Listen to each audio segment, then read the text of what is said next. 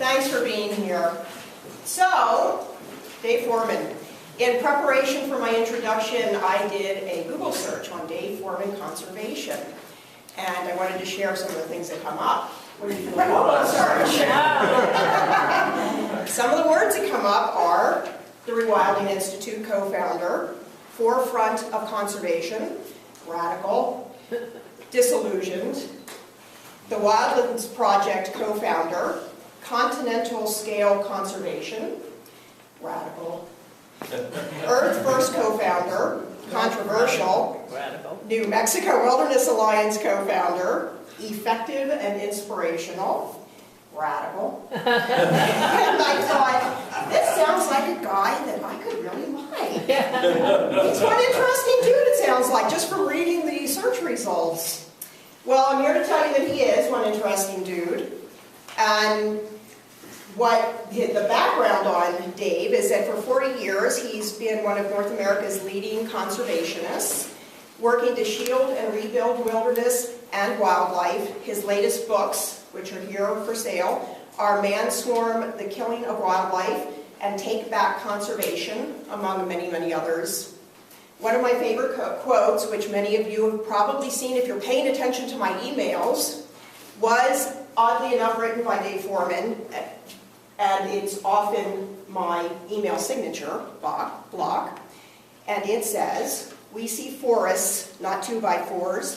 We see animals, not meat or pests. We see rivers, not hydroelectric power. At our deepest, we believe that other species should be safeguarded for their own sakes, whether they have value of any kind for humans, or even if they are a threat or a bother." Very happy that Dave has taken the time to be with us here today, and please welcome him.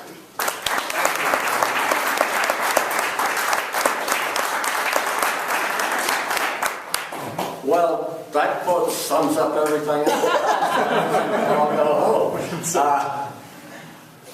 I'm sure all of you, or most of you, have heard of Alva Leopold, who wrote a Sand County Almanac.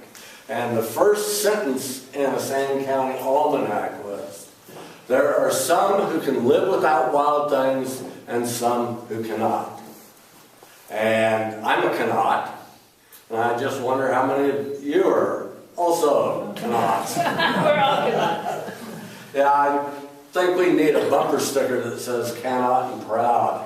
And you know, when Leopold wrote that, I think he really got down to the pith of what makes a person a conservationist, or somebody who works to protect wildlife or wilderness. That we don't want to live without wild things. We really need wild things. And you know, for the last 10 years, I fell down some stairs in Chile and wrecked my back, and I haven't been able to backpack or anything for 10 years. And so I've just brought the wild things to myself and have bird feeders set up outside the windows in my house, because I couldn't stand to be without the wild things. And now I'm finally fixed with neck surgery that took a disc out, and I might even be able to backpack again on my 70th birthday. But needing wild things is really the key element, and that's what has always driven me. When I was a little kid here in New Mexico, my family homesteaded in eastern New Mexico and called it the Dust Bowl, so they moved to Albuquerque. But my mother would read me when I was a little kid, Ernest Thompson Seton and Lobo of Carumpa and all of that. And to me, that's what New Mexico was, and it always has been. And so I like getting to give a talk in New Mexico because it's so important. And I want you all to know just how important your bigger neighborhood is. This old Galisteo Basin, the area from the Sandias to the Pecos. It is one of the most important linkages for wildlife movement in North America. In my book, Rewilding North America, I go in to the need for continental scale conservation. And the big wild way that we talk about is along the Rocky Mountains.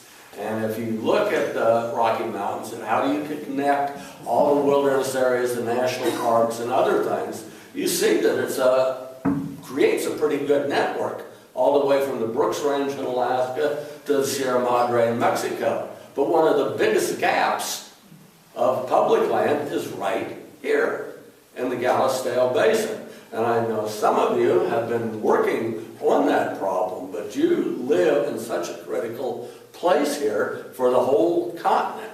How do mountain lions, for example, get from the Sandias to the Pecos?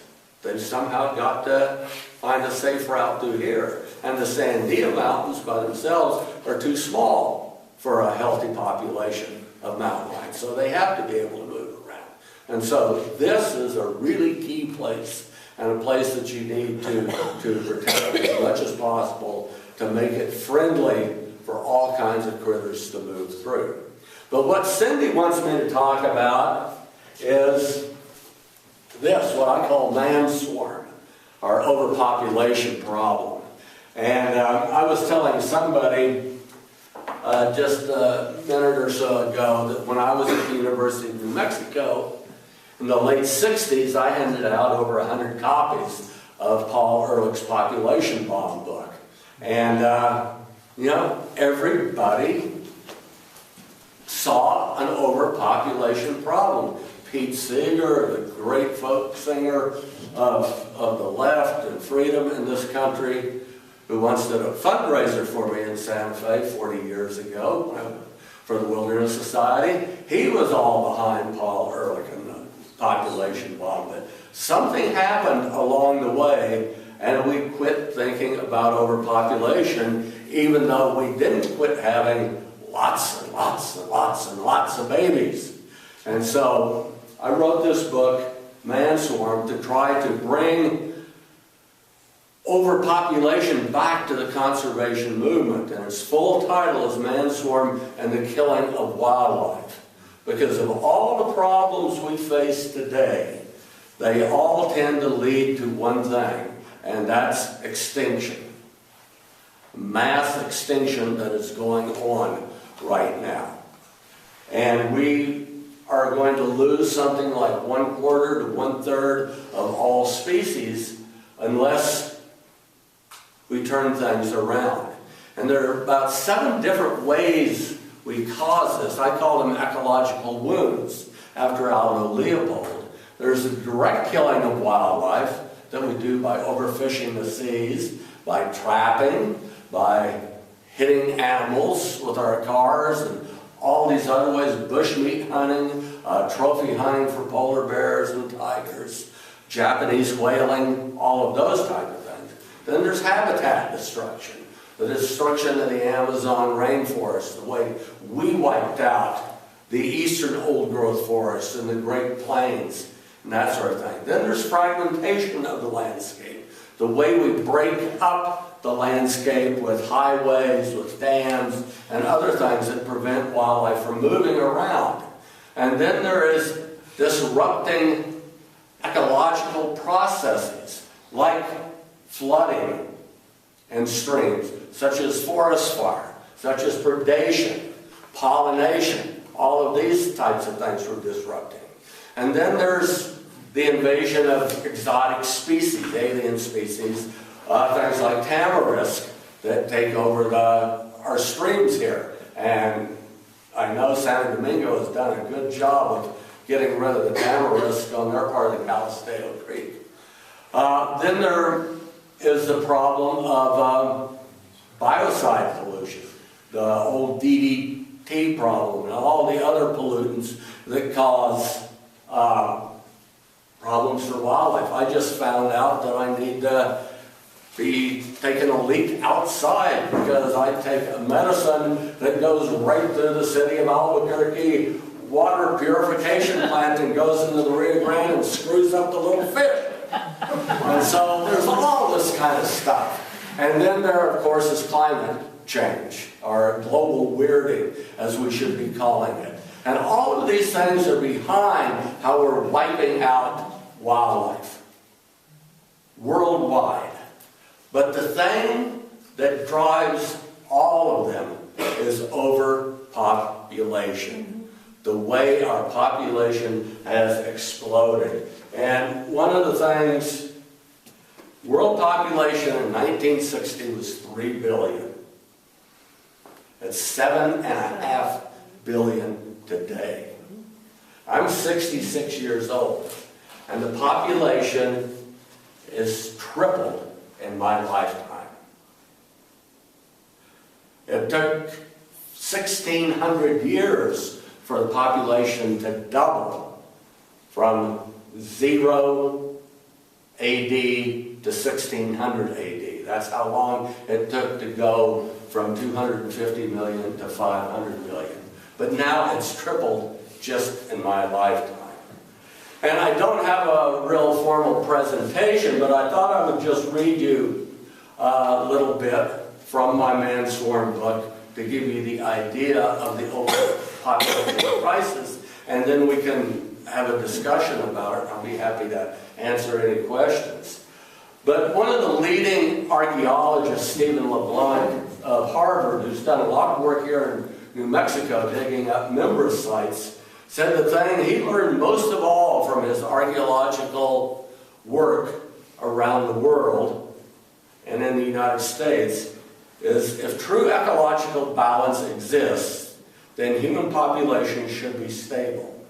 They would not grow rapidly for long, nor would they crash. That he sees this going back thousands of years. And I think of the way our population explosion has happened as sort of like a plague of locusts, just seemingly coming out of nowhere and descending on all the living things there and eating it away, just gobbling it up. You know, it's just that there's too many of us for Earth to harbor. One of the key measures in the science of ecology is net primary productivity, which is of all the sunlight hitting Earth during a year, it's what photosynthesis in plants transforms into biomass. 10 years ago, when there were only 6 billion of us, we were using 42% of the net productivity. And so I think, what are we using now? What are we going to begin using in another 50 years or so when our population shoots up to over 10 billion, according to the United Nations? And who really suffers from overpopulation are all the other species. You know, I think one of the problems with Paul Ehrlich and others in talking about overpopulation, they talked about resource shortages, they talked about running out of oil, they talked about famine, they talked about social breakdown, all these other things that you can't predict. There's no way to be able to predict those. And so by saying these things were going to happen right away, they lost credibility. But one thing that we can point at right now is the loss of other species, is the extinction crisis, is the impact our burgeoning population is having on the wild world. I just look at Albuquerque, 800,000 people in the Albuquerque area. When we last had a drought in the 1950s, there were 150,000 people in Albuquerque. Wow. There's 800,000 now. So how are we going to do with a drought? And if it continues longer, there aren't going to be 800,000 people in Albuquerque for a long time if the water really goes down. So I think that if we're serious about conservation, about protecting land, protecting wildlife, we have to worry also about overpopulation. We have to get back to talking about overpopulation. You see all these lists, 10 easy things you can do to save the earth, etc., etc. There's one hard thing you can do to save Earth, and that's not to have children, or to have only one, or two at the most. Because if you look at all the other types of things, the energy-saving things, all of that, not eating meat, all these things, they don't add up to the impact of having children.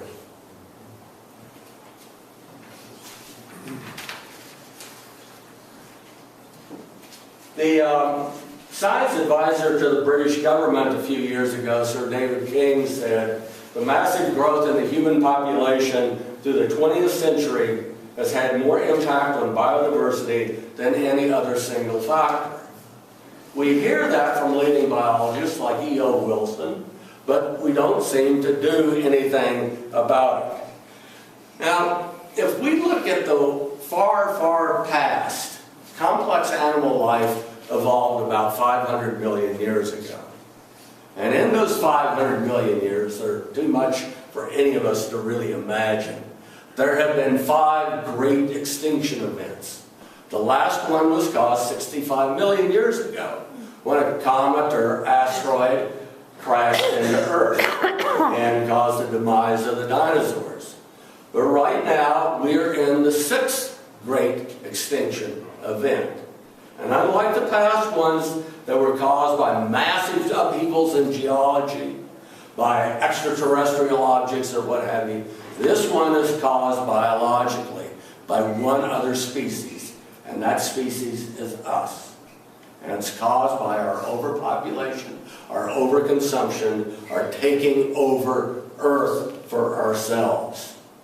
You have 7.5 billion large mammals like us on the planet, instead of 250 million that we had 2,000 years ago. Well, all that human body mass comes from somewhere. And it comes from all the wildlife that is gone, that we have wiped out. But I think it's interesting to look at our story in ways to see just how out of kilter things are today.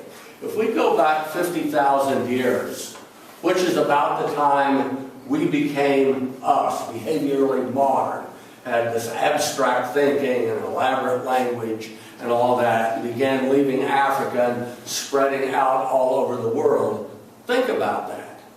At that time, or just a little before that, 65,000 years ago, genetic analysis and other things shows that our whole population of ancestors was down to something like 10,000 individuals.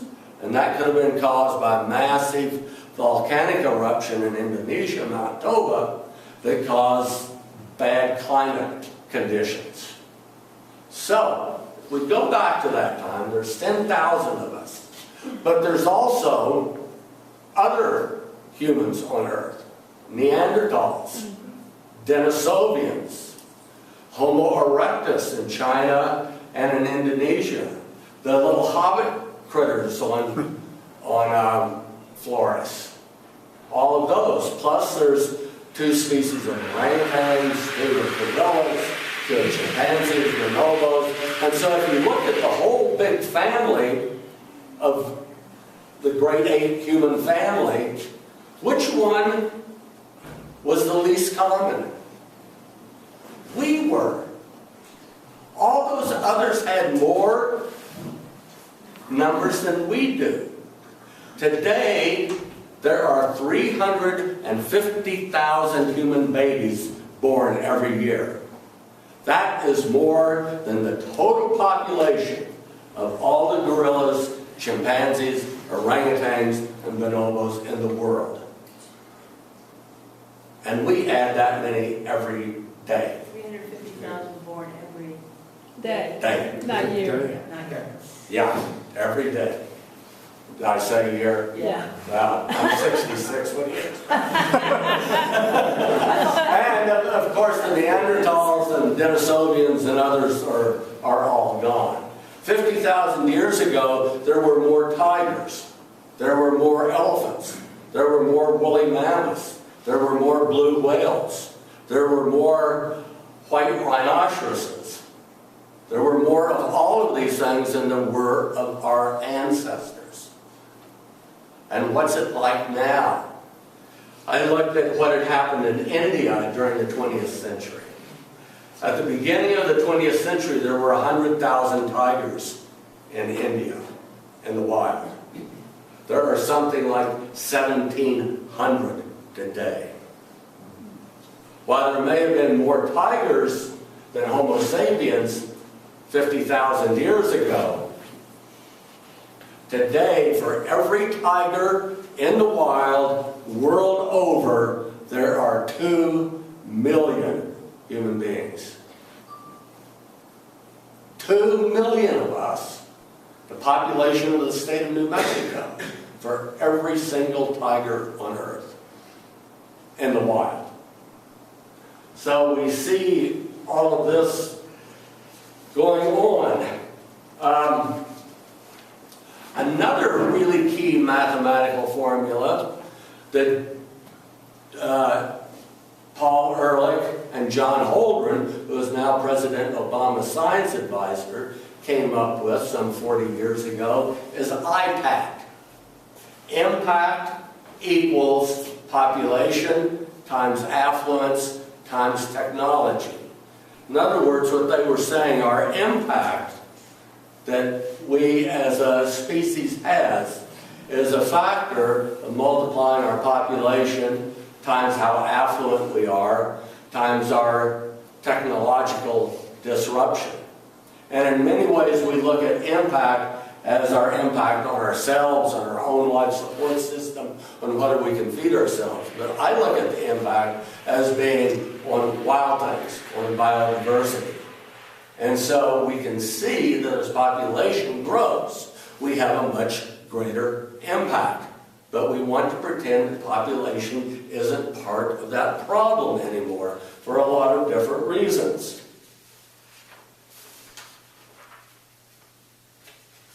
A friend of mine at Virginia Tech, Eileen Christ, says the problem is that it's not our survival that's on the line.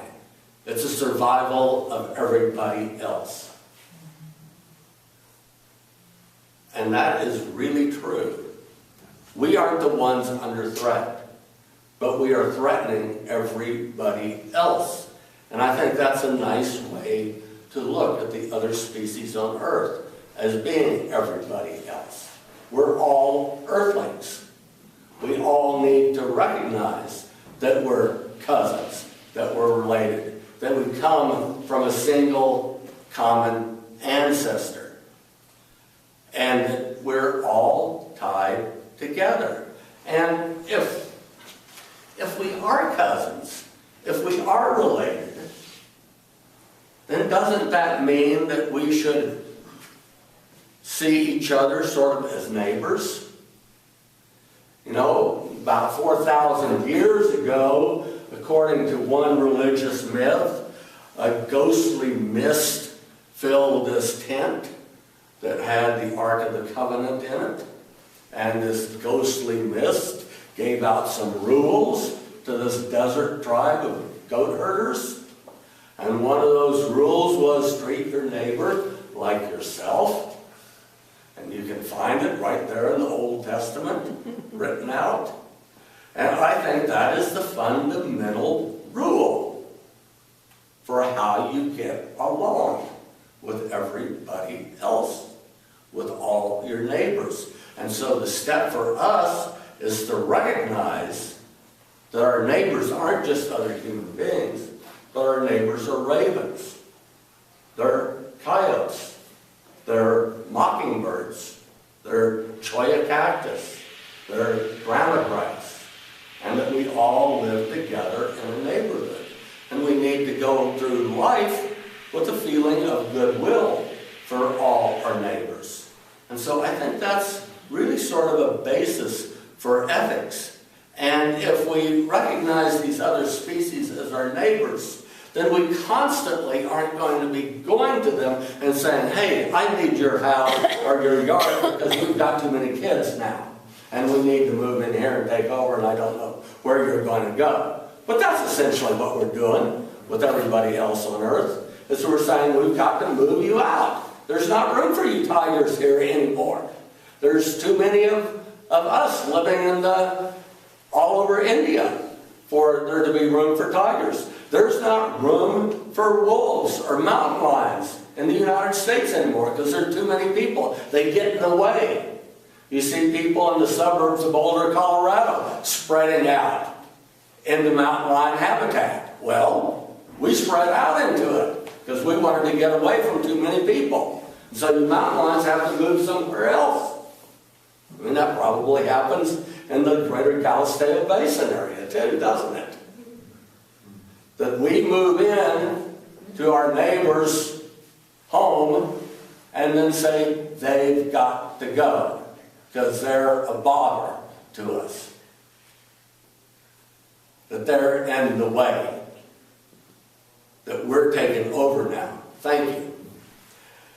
I would like to go through some little figures on how population has grown.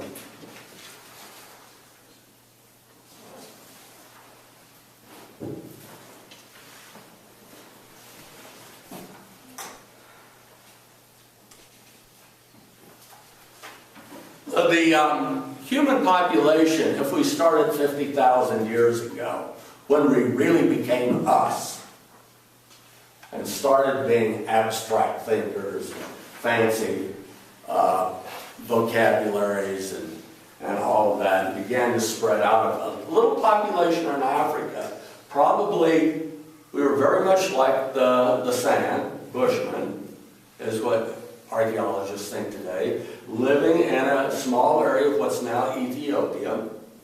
And small populations of us moved out across the Red Sea, which was probably dry land at the time because of the glaciers, and began to spread around Earth 50,000 years ago.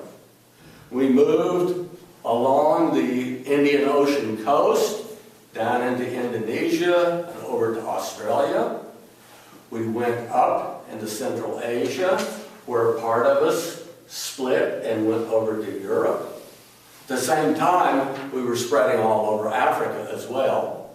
But then part of those who went to Europe went on over to the Far East, and then about 20,000 years ago started going over the Bering Land Bridge, and by 15,000 years ago we're down at the tip of South America.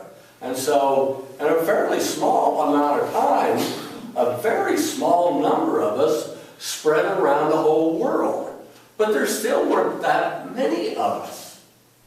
10,000 years ago, when agriculture began, there were fewer than 10 million human beings on Earth. And William McNeill, who is one of the great historians, said that the first time that we were getting a city and an empire, Sumer, in Mesopotamia, the whole population of Earth was 10 to 30 million people. That's all, 10 to 30 million people, much less in California today. But by the time of the Roman Empire starting, 2,000 years ago, there were probably 250 million people worldwide. And then it took another 1,500 years or so for there to be 500 million people. We weren't a billion people until 1804. And we weren't 2 billion people until 1926. And then we weren't 3 billion people until 1960. And now it's 2013, and there's 7.5 billion of us. And the people I call the ecological Pollyannas, the ones who think that there's more than enough room for everything, have always been saying, don't worry, population is going to stop growing when it gets to 8 billion. Well, nobody's saying that now. Even the United Nations conservative prediction is that we're going to bust 10 billion by 2050 and go on to even more than that. And if we look at Africa, it's just mind-boggling the predictions for countries in Africa, what they're going to go to. Do you remember when Ethiopia had its big famine back in the 1980s? There were 40 million people in Ethiopia then. There are over 70 million people in Ethiopia today. By 2050, or no, by 2100, there's supposed to be 176 million people in Ethiopia. Well, if there's a famine when there's 40 million people, how is it possible there could ever be 176 million people there? It's mind-boggling. But I read science, I read nature, these other things, and the problem is, how are we going to feed 10 or 12 billion people? That's the problem. The problem isn't, how are we going to keep from getting to 10 or 12 billion people? I mean, that's the question. That's what we ought to be working on. But instead we just take it for granted. That we're going to keep, and we're going to be able to manage it. Because we're people, and we're arrogant. And right now, there are a lot of people talking about the anthropocene age. We are no longer in the Pleistocene or the Holocene. We are now in the geological age of the anthropocene. And you know what anthro means in ancient Greek? It means man. We are now in the age where we are the geological force. We are in the age where we completely control and dominate Earth. The leading scientist for the Nature Conservancy, whose board of directors now is nearly entirely heads of big multinational corporations. But the chief scientist for the Nature Conservancy, Peter Kariba, talks about how this is not a bad thing. There's just not room for a lot of these other species, and they're going to have to go away because this is man's time, and we have control. And that the purpose of conservation ought to be poverty alleviation, sustainable development, all this other stuff to make Earth suitable for all human beings. And the wildlife that can fit in with our brave new Anthropocene world, well, they're welcome to stay. But these other things, it's past their time. They're going to have to go. There is a major battle about this. There's a big new book right now, the author of which I know. It's called Rambunctious Garden by Emma Maris. And it's saying there is no more wilderness. There's no more wild country. We got to see the whole earth now as a garden. Well, Emma Maris has never been overnight camping in her life. She's never been up on the Noatak River where I was 2 years ago when I was nearly killed by a muskox bull that tried to run me down and gore me. By the way, that was the greatest compliment I ever got. A friend of mine who was on the trip with me said, "Dave, I can't think of a better way or place for you to die." Right on. But we get these people who say there is no more wilderness. Well, we've known for a long time, Aldo Leopold knew in the 1930s, that we were affecting the whole earth in some way or other. But still, that doesn't mean that everything is a garden, that everything is Central Park, that there's nothing wild left. I can tell you that a mountain lion trying to figure out how to get from the Sandia wilderness area to the Pecos wilderness area to the Galisteo Basin is very much a wild thing. And it might be traveling through a landscape that's not designated wilderness, but a landscape that's pretty darn wild in a lot of ways. When I go walking in the Sandia Mountains, and I only live a quarter mile from the Sandias. I wish my neighborhood wasn't there, but because it's there, that's where I live. And the Sandias are really important to me because I lobbied the Sandia Wilderness Bill through Congress when I worked for the Wilderness Society. And so they're really my special place, even though I've been all over the world. But I go up into the Sandias and get behind a canyon and all where you don't see Albuquerque. And it is the wildflowers that grow there, I'm trying to take photographs of every flower in the Sandia Mountains right now. And I've got over 200 of them. And these are native plants. Their heritage, their family tree goes back thousands and thousands and thousands of years there. We didn't plant them. They've been growing there on their own for all this time. And so, yeah, we have to recognize at the terrible impact human beings are having on Earth and how we're going to have more and more and more of an impact as our population keeps growing. But to recognize that there's still a lot of wildness left. And when we really get down to wildness, what it means, we go back to the early stages of the English language, the Old English, before it was even written. And wilderness comes out of the word will-dior-ness. Will, meaning wild, dior, which we have now as deer, meaning animal, and nest, meaning place or home. The wilderness started out meaning home of wild animals. Or another way to translate it is wilderness, will of the land. And so we see that wild animals or wild landscapes had their own will. In other words, they weren't under the will of mankind. And now we've put more and more of Earth under our will. But there are still plenty of places and plenty of other earthlings that are not yet under our will, that are still self-willed.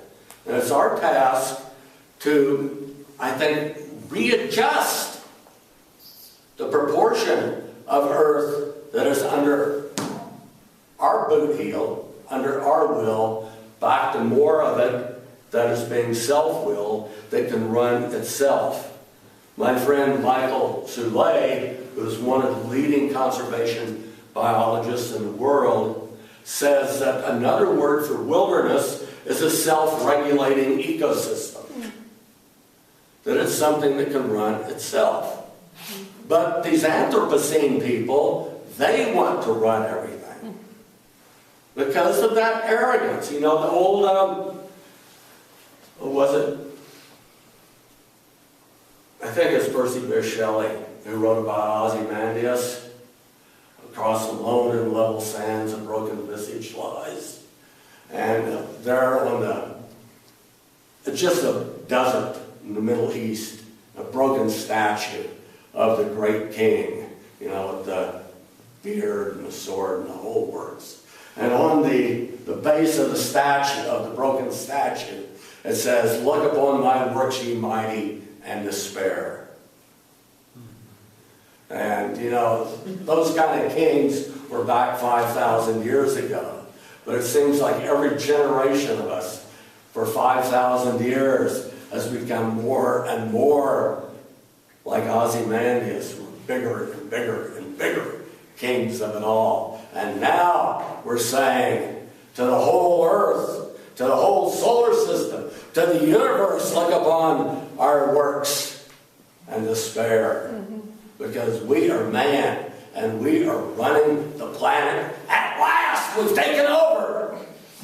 And one of the ways we've taken over is by having 7.5 billion of us, so that we become a big part of the biomass on Earth. And so what do we do about it? How do we deal with this population issue? There's one thing to do as individuals, and that is not to have children, or to just have one or two, at the most. But on a broader picture, what we can do is just start talking about overpopulation again. Tell people that when population was all the rage in the 1960s and 1970s, there were only 3 billion people on Earth. And now there's 7.5 billion people. And in 2050, when I'm 104 years old, there's there's going to be 112 billion. We just keep growing and growing and growing. And I think all of us in a place like New Mexico can look and see how we've grown if we've been here very long. And just start talking about it. If you belong to a conservation group or a bird watching group or a church or any kind of club, talk to folks about how the population problem is making everything harder to do. How the impact that we're seeing on wildlife comes from there being too many of us. That the impact we're having on water quality, on lack of water, on groundwater pumping, having to dig your well another 200 feet deep, the Rio Grande drying up, which it didn't do when I was a little kid, comes because we got too many straws in the Rio Grande or down in the aquifer. We're taking too much. And it's just not our affluence, but it's how many of us there are. We like to talk about how China, one-child policy, was a great act of tyranny. But China says without the one-child policy, there would be 400 to 500 million more people in China. In other words, there would be 2 billion people in China alone. And we already see how much impact China is having. It's past the United States now in greenhouse gas emissions. If its population was a third again larger, what would the impact be? And so we know how to do something about overpopulation. We can compare Thailand and the Philippines, which in 1970 were about the same size. And now the Philippines has twice as many people as Thailand does, because Thailand came in with a workable family planning program where the Philippines didn't because of the influence of the Catholic Church. And so we know what to do, we know how to do it, but we're afraid to talk about it for so many reasons. And so that's the absolute first thing any of us can do, is just talk about overpopulation hasn't gone away. It's right here in front of us. And it is the 7.5 billion pound elephant in the middle of the room. And it's going to get a damn sight bigger. But is it going to get bigger? Remember when I was talking about Ethiopia? How is Ethiopia going to have 176 million people living in it? In 50 years, the country of Nigeria in Africa is supposed to have a bigger population than the United States. How is that possible? Who are the lunatics who say we're going to go in that direction? We're going to go in that direction, but then, bam, we are going to hit a wall. And it's going to be very, very unpleasant. I mean, look at the Middle East right now. The Middle East has had one of the greatest population explosions around the world. And so you've got all kinds of young men who have dreams who can't get a job. And so what do we have? We've got a lot of chaos there, a lot of social pressure, a lot of violence, a lot of anger. And we're going to be seeing more and more of that. But that's our problem. What are we going to be doing to everybody else before then? Before we get to that point of having to slow down population because of what it's doing to us, how much is going to be left? How many other earthlings are going to be left? Are the only tigers going to be in zoos? Are the elephants going to go the way of the mammoths? We see all over the world populations dropping. In just the last 10 years, 90% of the sharks in the ocean have disappeared. Many of them, so people in China and other places can have shark fin soup. for a wedding feast. We've seen lions crash in Africa, down to 20,000 lions left there, when once there were 200,000 not long ago. All over we're seeing this. And I'm not here trying to be an encyclopedia salesman for my book Manswarm, but I really go into it in that. And it was a very depressing book to write. I write depressing books, but I try to find a little hope. And so the hope we can have, I think, gets back to ethics. Just like I think everything is based in ethics, ultimately. That unless we're good neighbors, society doesn't work. Unless we're good neighbors, the bigger society of all earthlings isn't going to work. Somehow those of us who need wild things have to try to explain the need to hold other species, other earthlings, in some kind of ethical sense. To see them as our neighbors, as other earthlings that share the planet with us, that we've got to make room for them. You know, when my mom was born in New Mexico in 1920, there were still wolves and grizzly bears all over western New Mexico. When I was born in 1946, they were all gone. And I never thought they would come back. But because just a few people thought we needed to bring the Mexican wolf back to Lobo, we did bring it back. And so, when I was born, there were no wolves in New Mexico. But when my grandnephew, I'm not that old, just my grandnephew, was born a couple of years ago. He was born into a New Mexico that had wolves in it. So Manny Pacheco, my grandnephew, has a New Mexico with some wolves. I didn't when I was his age. But we've got to fight to save the wolves. We had. Aldo Leopold knew about that. He knew about the importance of the wolf. When he came to New Mexico in 1909, from getting a master's degree in forestry at Yale, his first job was with the Forest Service. And that was in the White Mountains, where he was on horseback as a forest ranger, and was out in the field in the White Mountains, the Blue River country. And he wrote about one of those days when he was out with a crew of men cruising timber.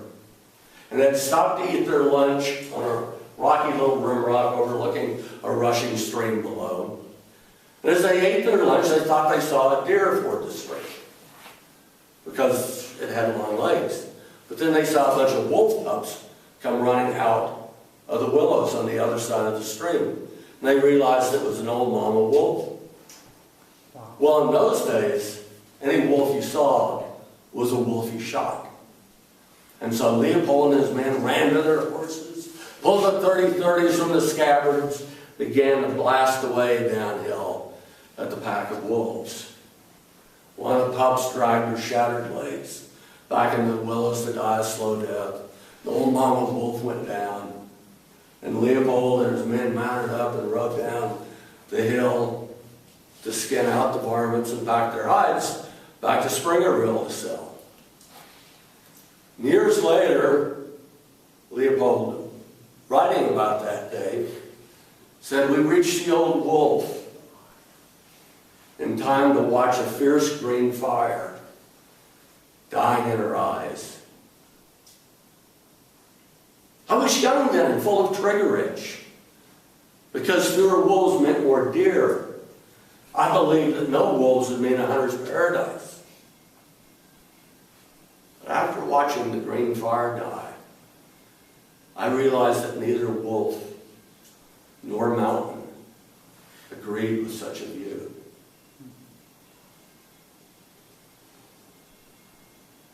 that's probably when Leopold realized that he needed wild things.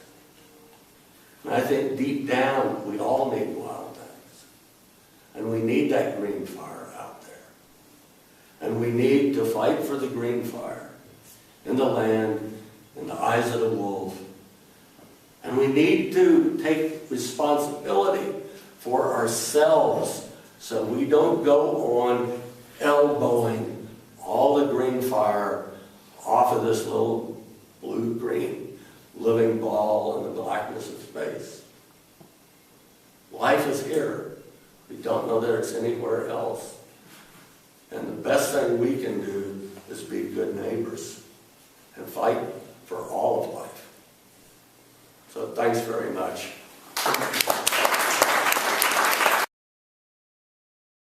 And I don't know what we can do, but I think there's more and more people talking about the benefits of smaller families or no children at all.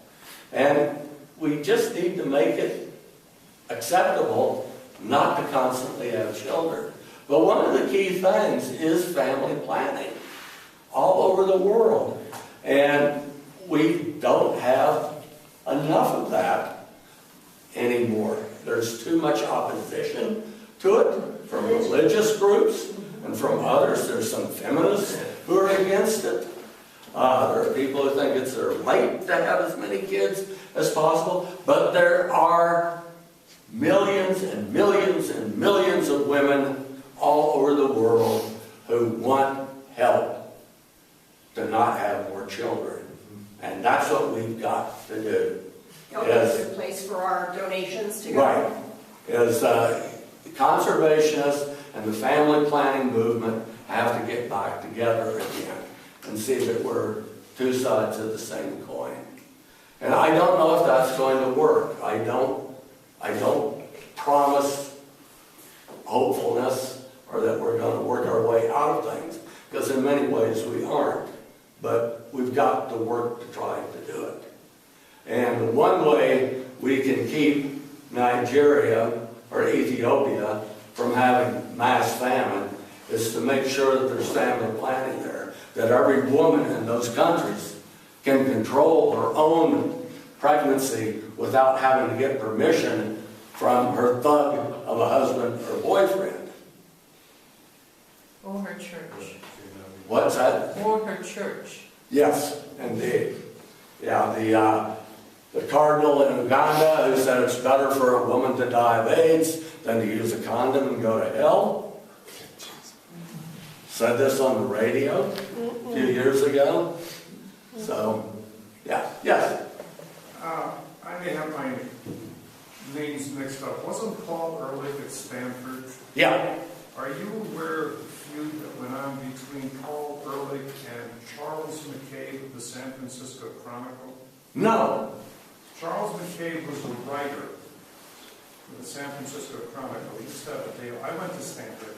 I remember when this was going on. So Charles McCabe was trying to debunk Paul Ehrlich's idea that we're going to overpopulate the planet. And so this feud went on. And of course, McCabe had the paper. He could write anything he wanted. He was a freestyle He was journalist. very popular. So at any rate, what happened, and this was the telling thing of it all. On an interview on TV, McCabe said, well, even if it does happen, I won't be around for it. Yeah. I remember that because I heard that interview and I was reading all of those damn articles that he wrote. That is very telling. Yeah, so many of us, I won't be around. Après-moi, les deluge. And I hear that so often, is that, well, I'm not going to be here for that problem. But, if you go to traditional conservatism, not the lie that's conservatism today, it said that society is a covenant between those who have been here, those who are here now, and those who are yet to come. I mean, shouldn't we be worrying about our grandkids? You know, the people who say, well, I won't be here when the shit hits the fan, means I don't care what happens to the grandkids. You know, and that's a monstrous notion. So thanks for bringing that up. That's just wonderful. Yes? First of all, I am a grandmother. I have one grandchild, and I will say that actually changed my life a lot because it feeds into that. One of the issues that I'm concerned about is the way we older people are living, and the fact that so many of us, we want to live to be 100 years old, we want to live to be 90, and the fact that is it possible that we can live? I mean, honestly, I personally believe if it's a choice between me and my granddaughter, I want my granddaughter to be there. Yeah. Not me. And I see our generation as really, really quite selfish, and I see medicine as actually sort of conferring a lot of power in getting older that maybe would not have existed 50 years before. Yeah. Do you have a notion, or in your book, do you deal with what I call the other side of the population explosion? Well, that is really part of population growth, is the fact that we're living longer. And so that does add to it. And some things are taken to ridiculous ends to live longer. I certainly don't want to live until I need round-the-clock care. And I think a lot of us are like that. It's quality of life more than the quantity of life, the years. But I'm not sure what we do about that. But I think that making it possible for people to have some kind of power over when they want to leave is a really vital thing. I mean, to think that the most important decision in our life is taken away from us by technicians is pretty frightening. Who was it? I was reading about somebody who had a stroke. Oh, the former Prime Minister of Israel, who had a stroke and has been in a coma for 15 or 20 years. And they were doing neurological tests, and they say, we think there's some consciousness there. And I thought, my God, what hell that would be. Absolutely. To have some consciousness in that situation. They were talking about how, wow, this is really a good thing. He's not dead yet. But man, I want to be gone. It's like a strike for men. It's a madness we seem to have. So thanks for bringing that up. Yeah, George. A while back I saw a thing on PBS for the panel of scientists. They all specialize in different areas. The one thing they could agree on is that the biggest crisis we have in this world is clean, fresh water. So assuming it's going to get worse and we have this big crisis where people start dying off, maybe population control, how is that going to relate to the wildlife? I mean, that's got to affect it some way across the board. It's, I think, really complicated, and it's going to cut both ways. Right now, one of the things that's going on in Central America and some South American countries is that people are leaving the most remote farms and moving to the cities because it's a little more exciting. And in the cities, you can't keep them down on the farm anymore once they've seen, Managua or whatever. And so in some places, agricultural land is being abandoned as people leave it and move back to the city, and it's growing back up. So you've got, something semi-good going on there, a little more habitat for wildlife.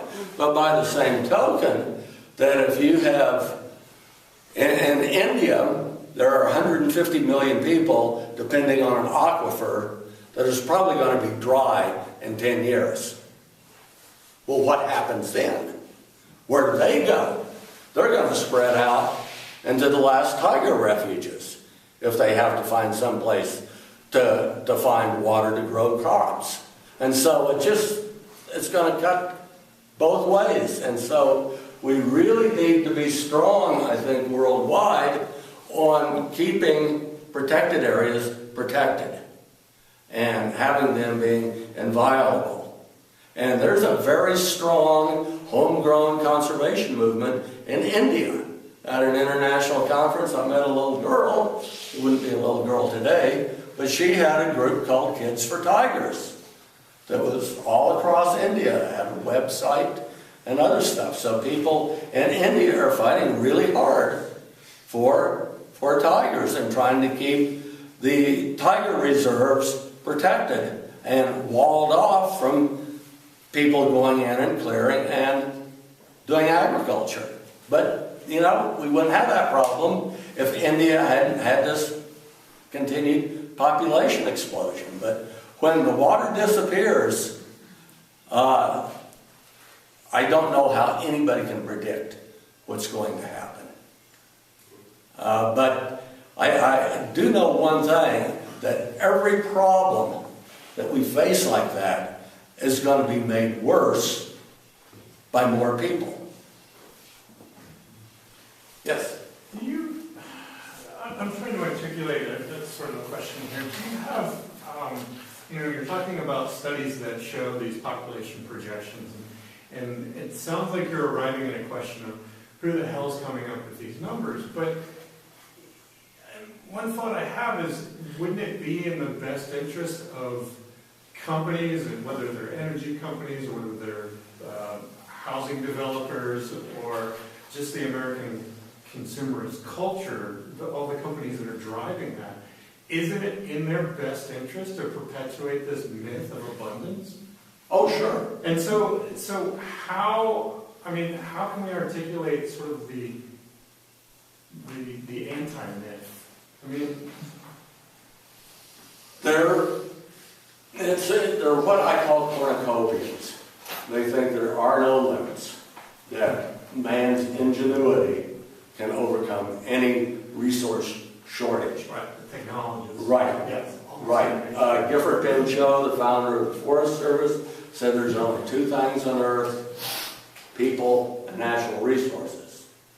Some of these libertarian cornucopians think there's only one thing, and that's the ingenuity of people, that we can overcome any resource shortage through our cleverness, our substitutes, or what have you. And so you do have big corporations and economists and all who want to keep this idea going that there aren't any limits.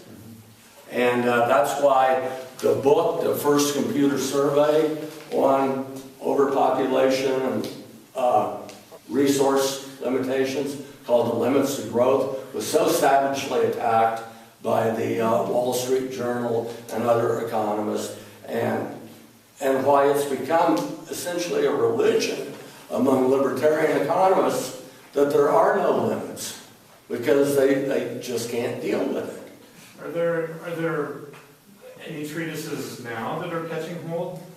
I mean, we're talking about sort of steady state growth, or... Yeah, there's a lot of that. But part of the problem is that we were talking about peak oil. Right. And it was really coming. And we predicted it. And then all of a sudden we discover fracking. Yeah. And the Keystone Pipeline. And all of that. And now we're talking about the United States being an oil exporter because of fracking. And so when we talk about this resource shortage, and then something gets turned around, we lose our credibility. Which is why I argue that the example we should be using is what we're doing to wild things and wild places, because that is happening, and we can point it out. We can show the decline in populations of other earthlings. We can show how we've taken over more and more of Earth. In 1700, we had something like 9% of Earth under agriculture. But in the last 300 years, we have taken on another 30%. And so we've gone from 9% of Earth's surface to 40% in that short amount of time, strictly because of more people. We talk about Brazil being the only country that can really expand its agricultural acreage. Well, where is it going to find that acreage? In the Amazon. So we can use those type of things because they're here and now. They are happening. Facts are there. I completely believed in peak oil and saw a real shortage coming of fossil fuels. And I thought it was going to be a good thing. Yeah. But then, boom, fracking. And what do we want? Cheap gas for the car? Or clean water? You know, most of us are going to choose cheap gas. Yes. So with what you're saying, doesn't that also speak to another really key issue, which is the corporate takeover of news? Oh, sure. Sure, Because we can't. Fracking isn't this new wonderful thing. It's the same fracking Yeah. that doesn't work, but it's been sanitized. Right. Right. It's you can't get other viewpoints through. Even with something like Science Magazine, the leading science publication in the world, the American Association for the Advancement of Science, had its national convention in Vancouver, Canada, last year. Folks in Canada wanted to buy a booth space in the exhibit hall about overpopulation. Science said no. There was an organized effort, about 100 top scientists writing the association demanding that they be able to buy this booth space. No. Can't talk about that. Try to get a letter in the New York Times or an op-ed in the New York Times, like a lot of my friends have tried to do, leading scientists and others, on overpopulation. No. New York Times had an editorial just celebrating the 300 millionth American. You know, just blindness. Yes? What happened to make these kinds of discussions more taboo? I mean, what happened from like 1970s to today? There are a number of things that I've got a whole chapter in the book about that. Is it people just want more consumers and more taxpayers? Well, part of it was the fundamentalist Protestants and the Catholics coming together against abortion, and then coming against family planning of any kind and denying that there was a population problem. Then there was a radical feminist takeover of the United Nations population conferences to say that the issue is not population, it's freedom of women to make their own choices on how many children they're going to have. There were the libertarian economists arguing that there are no limits. There's, let's face it, we all want babies. But that just seems like... Even a misanthrope like me, one of these truly little ugly monsters looks over the back of the airplane seat and smiles at me. I can't help it but smile.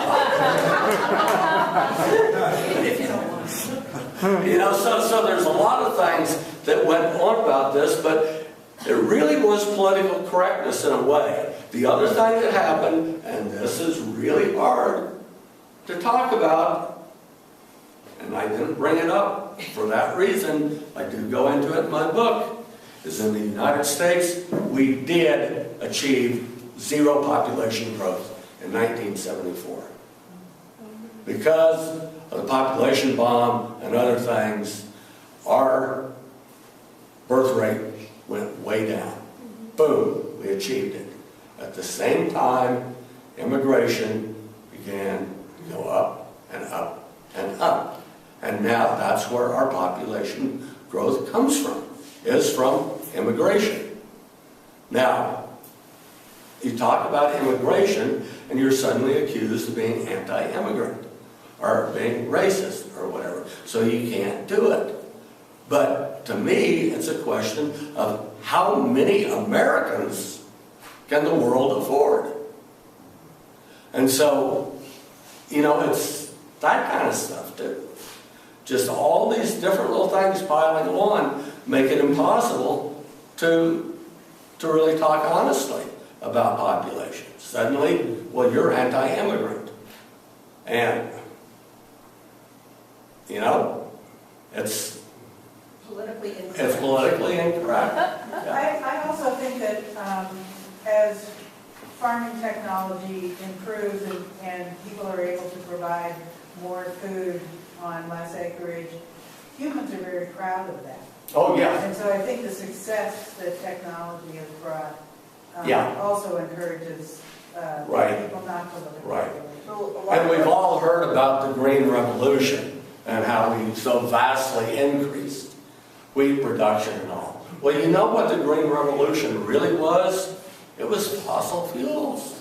It was fossil fuels being turned into fertilizer and being used as energy to pump more water out of the ground.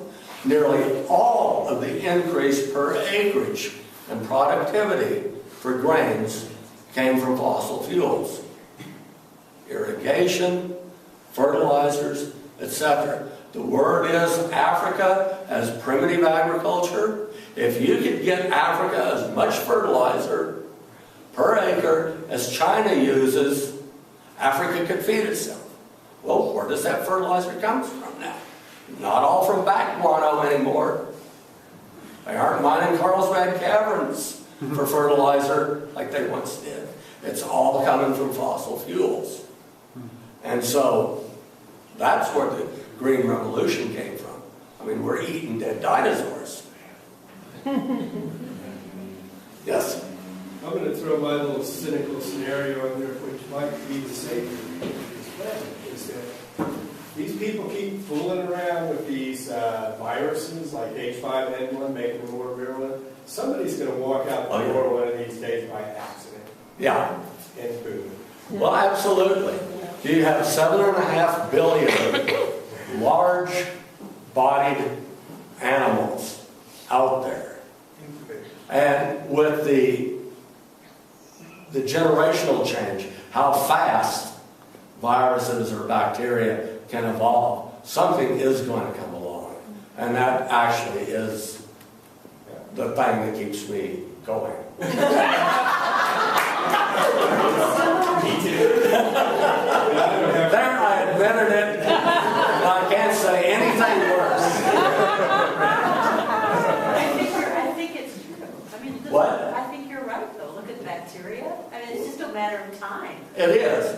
It is. It's part of our arrogance that we're beyond that. You know, my wife is a nurse. She now teaches at UNM. And, you know, the medical profession is terrified of some of these antibiotic-resistant things out there. And, you know, something's going to come along, some little deal out of the rainforest, you know, that we go in and clear, or from some bushmeat that somebody gets, or something like that. It's going to make the jump to people. Nearly every epidemic disease we have was originally from another animal and made the jump to us. And with international air transport and all, boom. And, you know, maybe that's Gaia's way. I'm not very religious, but That's part of the problem. Thank you. Thank you for bringing us this topic, and thanks for talking about it. It really made me feel, it humbled me in thinking about this in terms of how I can relate to people. Having lots of kids or planning on having lots of is that you're hurting me from my own Yes.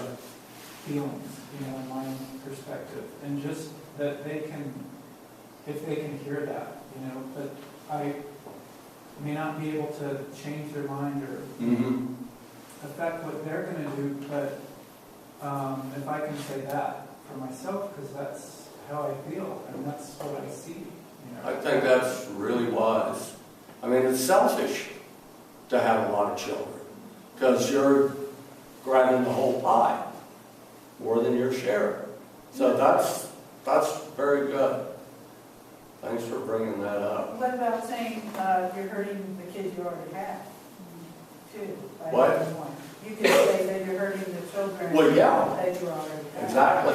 But that's sort of telling somebody something. Well, I have to say hard things. A couple of more questions and my voice is gone. I was just going to add that there's always people who have children that say you're selfish because you're not having them. And it's exactly the opposite. Yeah. Yeah. And we have media that celebrates the family that has 20 Oh, children. yeah. Yes. Yes. And if you don't have children, you're a weirdo. I mean, that's one of the things we can do is certainly if we're grandparents, is do not push, or if we're parents, is do not push your kids to give you grandbabies. Which a lot of people have children just to make mom and dad happy. There's a lot of pressure to have children. If we can remove that pressure, then it's going to help. And we need, those of us who don't have children, we need to talk about how you can have a very full, happy life without kids. And a lot of my friends don't have children. And, I've made an effort my whole life to take my nephews and nieces on river trips and camping and other things. I love being an uncle because I can get rid of them real fast. I've stuck with them for 18 years. I'm a cat person. I just think cats are more attractive than babies. The